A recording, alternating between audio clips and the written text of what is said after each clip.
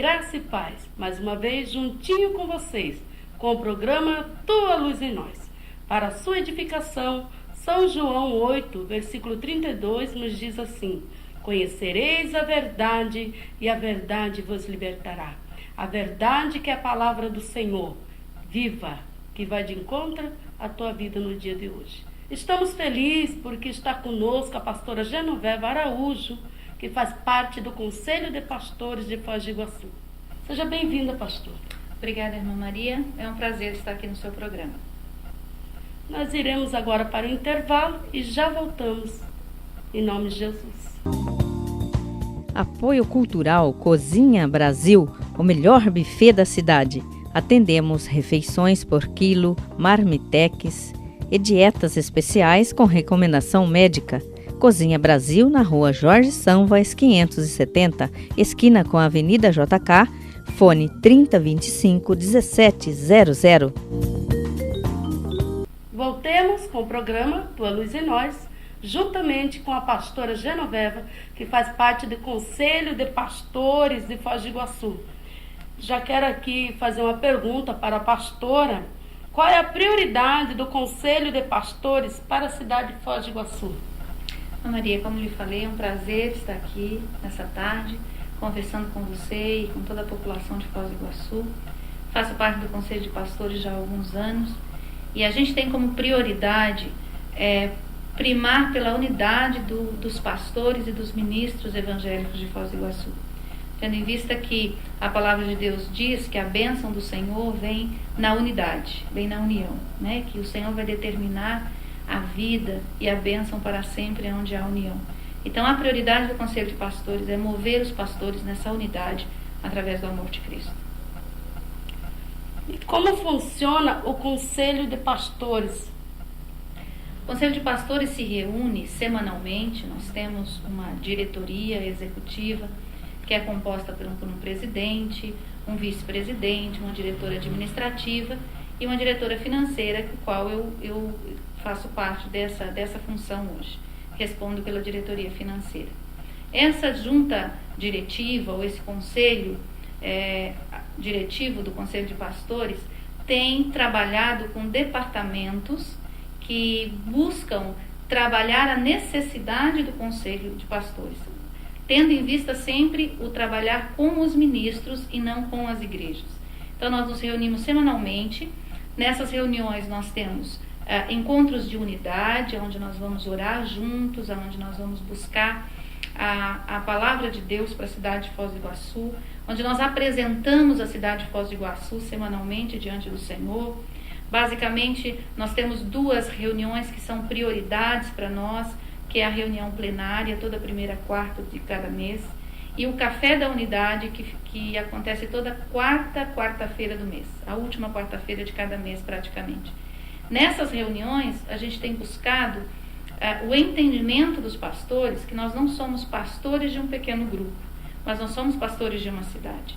Nós precisamos abrir os nossos corações para uma cidade que tem 280 mil habitantes, mais ou menos, e que os pastores têm voltado o seu coração, então a sua visão, para pastorear uma cidade, se envolvendo não somente com a necessidade do seu grupo, necessidade da sua igreja, mas se envolvendo também com as necessidades da cidade de Foz do Iguaçu, que são tantas as necessidades do nosso povo, e a gente tem se voltado para isso.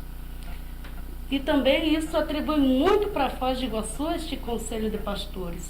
E agora, a pastora Genoveva, que faz parte do Conselho de Pastores, qual seria a visão de pastores, ao seu ver, para expandir o reino de Deus aqui nessa cidade de Foz do Iguaçu?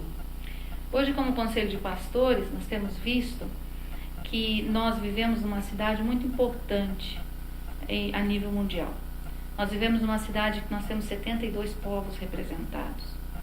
E quando nós pensamos em Foz do Iguaçu, quando nós pensamos em expansão do reino de Deus, nós temos visto a necessidade da Igreja do Senhor, não uma denominação A ou uma denominação B, mas da Igreja do Senhor, que é constituída do corpo de Cristo, estabelecido em Foz do Iguaçu, ter como meta alcançar esses povos que habitam na cidade.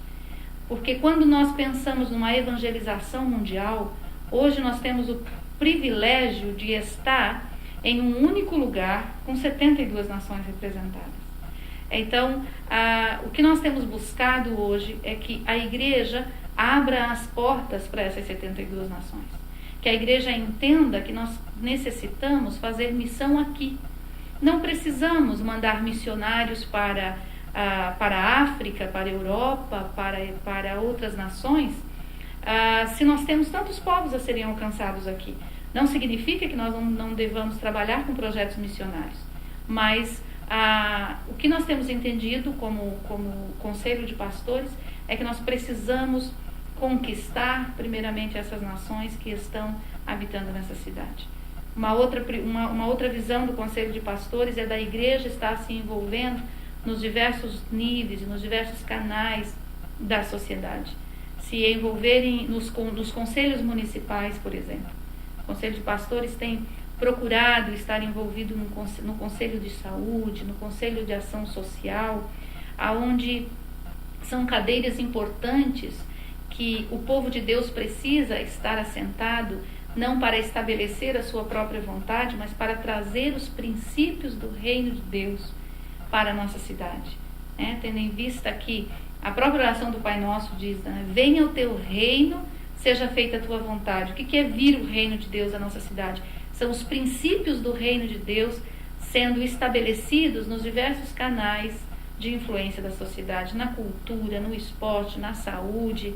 E dessa maneira o Conselho de Pastores tem buscado esse envolvimento, tendo em vista que nós temos essa representatividade, a Bíblia nos coloca essa responsabilidade de estarmos plantando, como o próprio programa diz, a luz do Senhor no lugar onde o Senhor tem nos colocado. Então essa é a visão do Conselho de Pastores hoje. E diante do Conselho de Pastores, o que deveria ser conscientizado na cidade de Foz do Iguaçu para que se venha presenciar mais a luz de Cristo nos lares familiares?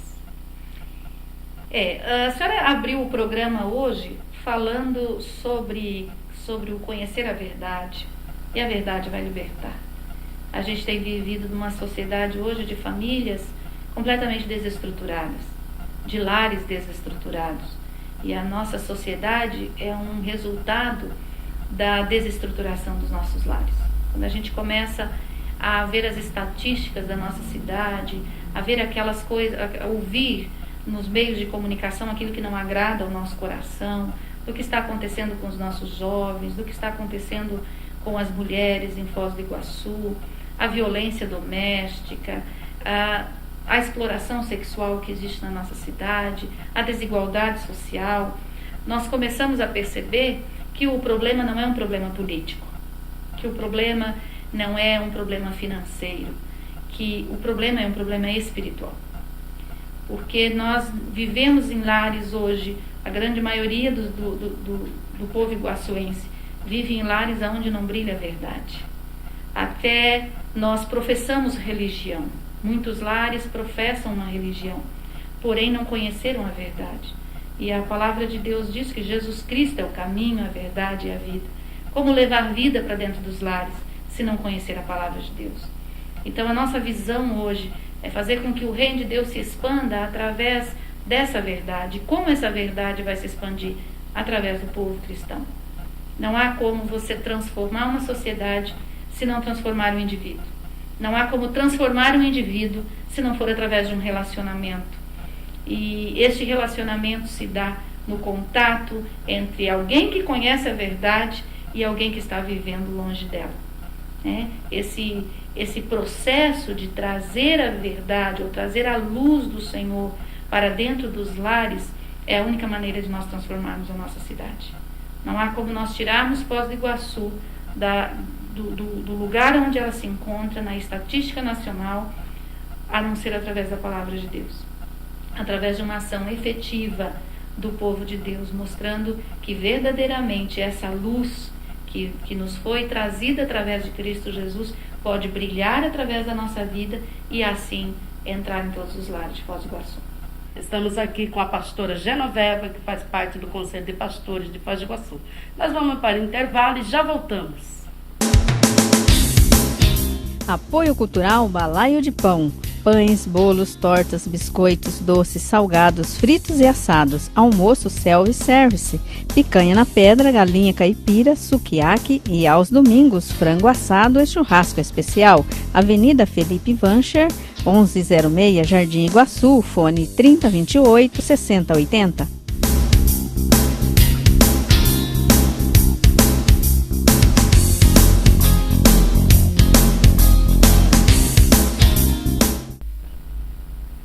Estamos de volta com Tua Luz em Nós, juntamente com a pastora Genoveva, que vai estar falando da primeira conferência Discipulando e Sendo Transformados. Nós, como Conselho de Pastores, nós estamos apoiando, irmã Maria, agora do dia 10 ao dia 13 de novembro, apoiando um evento que se chama Conferência Discipulando e Sendo Transformado. É a primeira conferência que vamos estar fazendo. E este evento vai acontecer na Missão Ceifa. A Missão Ceifa é uma igreja que está estabelecida na Rua Santos Dumont 1195, no centro da cidade, e que tem trabalhado com o propósito de gerar discípulos para o Senhor Jesus. Jesus, quando veio à Terra na forma de homem, ele tinha muito pouco tempo para estabelecer o reino de Deus e para trabalhar na vida das pessoas. E ele percebeu que a única maneira de ele levar adiante a sua missão seria formando discípulos. Então, ele trabalhou na vida de homens e de mulheres e estabeleceu esses princípios do reino de Deus no coração dessas pessoas. E essas pessoas automaticamente foram disseminando aqueles ensinamentos recebidos de Jesus. Este evangelho chegou até nós. Nós somos resultado do discipulado que Jesus fez para os seus discípulos. Então, esse ensinamento que chegou até nós hoje, nós temos responsabilidade com as futuras gerações. Este evento tem este propósito, de trazer para a igreja este entendimento, esse discernimento de que nós somos responsáveis pelas futuras gerações. Para que o evangelho possa chegar até as futuras gerações, nós precisamos fazer discípulos.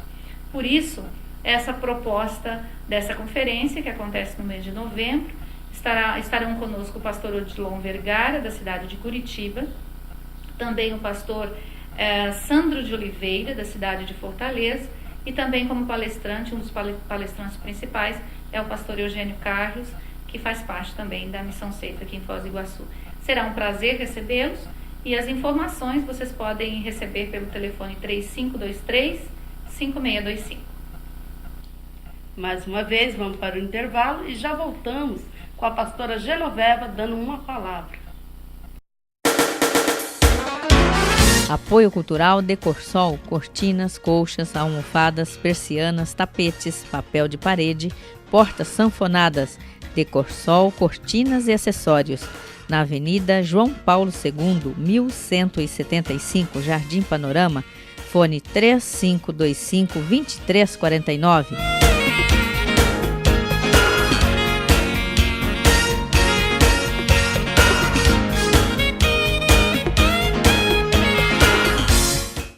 Estamos de volta com o programa Tua Luz em Nós. E agora a pastora Genoveva vai nos trazer uma palavra para edificar o seu coração. Eu sei que Deus tem uma palavra para a sua vida nessa tarde. Você que está sintonizado neste programa, não está sintonizado por acaso. Quando nós nos deparamos com algumas situações da nossa vida, e eu já me deparei algumas vezes com situações assim, muitas vezes nós pensamos que tudo já está perdido. Quando nos deparamos com situações familiares, com decepções, com frustrações, muitas vezes nós achamos que a nossa vida já não tem mais jeito. E eu quero dizer para você nessa tarde que há um jeito para você. Há uma solução para a sua vida. Quando nós olhamos para a palavra de Deus, que nos foi escrita por homens tão especiais, escolhidos por Deus, nós encontramos uma passagem no livro de Lucas, no capítulo 15, que nos ensina muito para os dias de hoje. Quando você lê a parábola do filho pródigo, quando você começa a se debruçar em cima desse texto, você começa a ver que ali tem princípios muito especiais para a nossa vida. Essa história nos narra a história de uma família. E você com certeza faz parte de uma família. E essa família tinha 2 filhos. Esse pai trabalhou toda a sua vida e estava trabalhando para edificar, para que pudesse deixar para seus filhos uma herança financeira. Nós como pais, eu sou mãe de 3 filhos, nós temos o desejo de abençoar os nossos filhos. E nós trabalhamos para isso. Essa história narra que este homem trabalhou e ajuntou riquezas. E tendo 2 filhos, certa vez um deles chegou, o filho mais novo chegou para ele e disse: pai, eu não quero mais ficar morando na sua casa. Eu não quero mais estar debaixo da tua autoridade. Eu sei que eu tenho direito a parte dessa herança. E eu quero que você me antecipe a herança. Imagina você tendo 2 filhos e você trabalhando para estabelecer um bom futuro para os seus filhos. De repente um deles chega e diz: pai, eu não quero mais ficar com você. Eu só quero aquilo que você tem.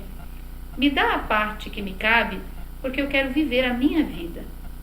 Imagina como ficaria o seu coração se seu filho fizesse isso. E essa história narra que o pai não proibiu a saída do filho, que o pai deixou que o filho fosse. Aqui nós temos o primeiro princípio, é a atitude do pai com o filho que lhe dá as costas. Muitas vezes nós agimos dessa maneira com Deus, porque não sabemos e não temos a sabedoria suficiente para entender que debaixo da proteção divina nós sempre estaremos abençoados.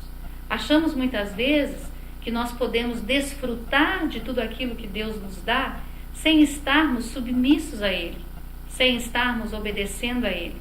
E muitas vezes nós saímos da casa do Pai. Talvez você já tenha saído da casa de Deus há muito tempo. E sair da casa de Deus não significa sair de uma igreja. Sair da casa de Deus significa sair da presença de Deus. Esse filho abandona a casa do pai. E o pai fica com o seu coração doloroso. O seu coração fica com saudade desse filho. Mas o pai não vai atrás dele. O pai espera que ele volte. Quando nós nos deparamos com essa história, nós percebemos que este filho gasta tudo que tem. E chega num determinado momento que ele se arrepende. E o que trouxe o arrependimento ao coração do filho? Foi o sofrimento. Talvez quando você olha para a sua vida e vê que tudo está perdido, talvez essa seja a oportunidade que Deus está te dando para que você volte para a casa do Pai. Talvez você olhe para o seu passado e se alegre por muitas coisas que você já viveu. Mas você olha para o seu futuro e você não tem perspectiva, porque você já gastou tudo que tinha. Já gastou todas as suas energias, já gastou toda a sua força.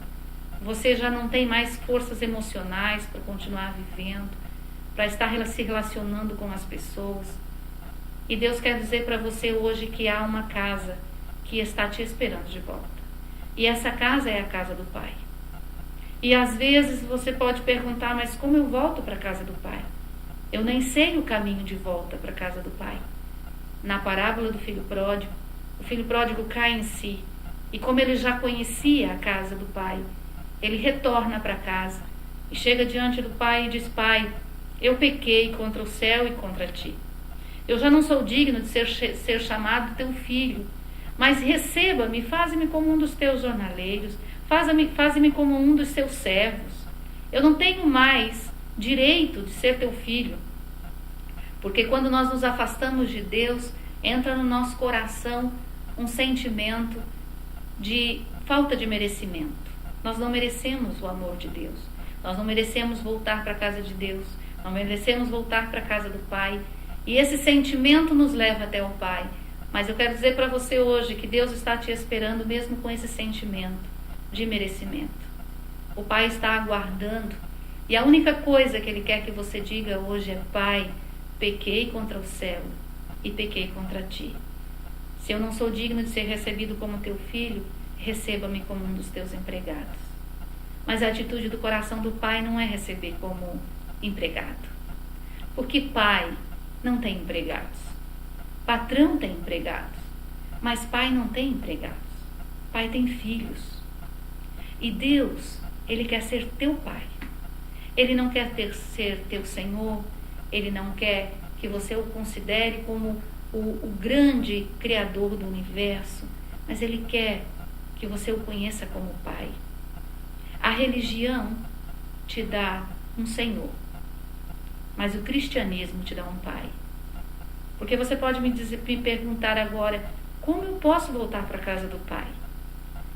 E eu tenho uma história que há muitos anos eu ouvi, de uma criança que se perdeu em uma grande cidade. O pai estava caminhando com o pai no centro dessa cidade e de repente ele se sentiu perdido. O pai já não estava perto dele e ele olhou para um lado e olhou para o outro e não sabia o que fazer. Uma pessoa se aproxima dessa criança e diz: o que está acontecendo? Por que você está chorando? E essa criança diz: eu estou perdido, eu quero voltar para a casa do meu pai. E este policial então lhe pergunta: onde você mora? Ele diz: eu não sei onde eu moro, eu não sei voltar para minha casa. Como é o nome do seu pai? O meu pai se chama Pai. Porque no nosso coração de criança, nós não estamos nos importando qual é o nome de Deus. Nós queremos e nós desejamos um Pai. E esse policial então diz: mas eu quero te ajudar a voltar para a casa do Pai. E ele diz: ah, moço, eu já sei uma forma. Eu lembro que perto da minha casa tem uma grande igreja. E nessa igreja tem uma cruz muito grande. Se você me levar no topo de um monte, aonde eu possa ver essa igreja, eu vou saber aonde está a casa do meu pai. Porque eu vou ver a cruz. E a minha casa é bem perto da cruz. Essa história relata de filhos como nós, que estamos perdidos. E quando Jesus veio para morrer na cruz, Ele não veio simplesmente para fazer um sacrifício por nós. Ele veio para nos mostrar o caminho de volta para a casa do Pai. Não há como você voltar para a casa do Pai se não for pela cruz. O próprio Jesus diz: eu sou o caminho, a verdade e a vida. E ninguém chega ao Pai a não ser por mim. Então não há uma outra ponte que possa te levar de volta. Não há uma outra ponte que possa cobrir esse abismo que há entre você e o teu Pai. A única forma de você retornar para a casa do Pai e receber este abraço que o filho pródigo recebeu é através da cruz. O Pai está na expectativa do seu retorno. O Pai está esperando simplesmente que você diga: Pai, eu estou aqui, me perdoe os meus pecados e me receba novamente. Quando o filho volta para casa e reconhece o seu pecado diante do pai, o pai não lhe recebe como empregado, mas coloca sobre ele roupas novas, calçados novos, coloca em seu dedo um anel, e o anel era a simbologia da autoridade daquela família. Até aquele momento, aquele filho já não fazia parte daquela família. Mas quando o pai toma um anel, e no anel tinha a insígnia daquela família, e coloca no dedo do filho, isso significava que aonde quer que esse filho fosse, ele seria reconhecido como parte daquela família. Quando Jesus nos traz de volta para a casa do nosso Pai, Ele coloca esse selo em nós. Ele coloca esse anel. E a partir desse momento você não é mais uma pessoa perdida no meio da multidão. A partir desse momento você já não está perdido no meio das circunstâncias, no meio dos problemas. Quando você se deparar com a multidão, quando alguém olhar para você, vai dizer: opa, essa pessoa faz parte de uma família. E essa família é a família de Deus. Quando Jesus abre o caminho de volta para o Pai, Ele está simplesmente dizendo: eu vim na forma de Filho de Deus, para que você possa retomar a tua posição como Filho de Deus. Esta é a palavra que eu quero deixar no teu coração. Se tudo está perdido, se você não sabe para onde ir, suba no monte hoje. E quando você subir no monte, olhe para a cruz, porque ali é a casa do teu Pai. ao olhar para a cruz, fale: Jesus, eu quero voltar. Eu quero de novo estar debaixo da bênção e debaixo da autoridade do meu Pai. E Ele tem um banquete preparado para você. Aquilo que para você parecia o final da sua vida, vai ser o início da sua vida. Porque Deus tem um banquete preparado para você. Assim como o Pai, na parábola do filho pródigo, preparou um grande banquete para o seu filho que voltou. Deus está de braços abertos, dizendo: filho, eu estou com um banquete preparado para você. O caminho já está preparado. Agora você já sabe como voltar. Basta você querer.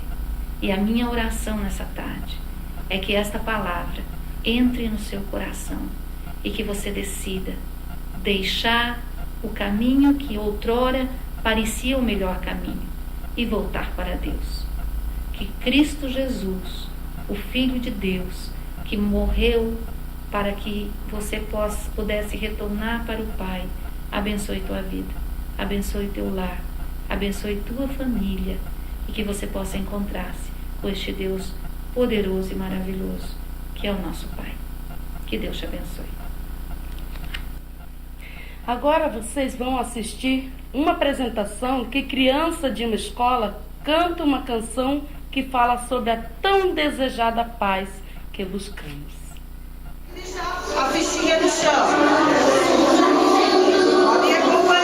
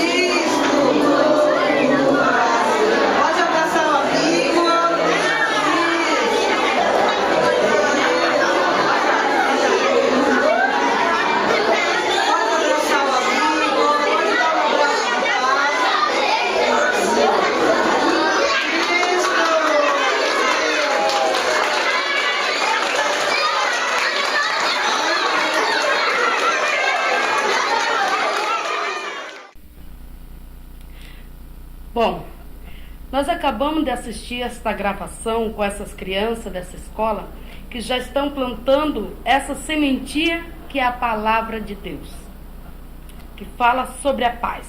Esperamos que essa apresentação tenha tocado você e que fique esse exemplo destes pequenos.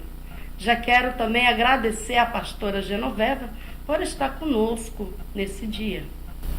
Obrigada, irmã Maria, pelo convite. É um prazer estar aqui. E que Deus abençoe esse programa, que possa cumprir com o propósito pelo qual ele foi gerado no seu coração, e cremos que veio do coração de Deus. Pedimos agora que a pastora Genoveva faça uma oração por todos nós. Oremos então. Pai, querido Deus, nós que conhecemos a Ti como um Pai que nos ama de forma incondicional, queremos nessa hora agradecer, Senhor, pela nossa vida e pelo privilégio, Senhor, de habitarmos numa cidade tão linda como Foz do Iguaçu.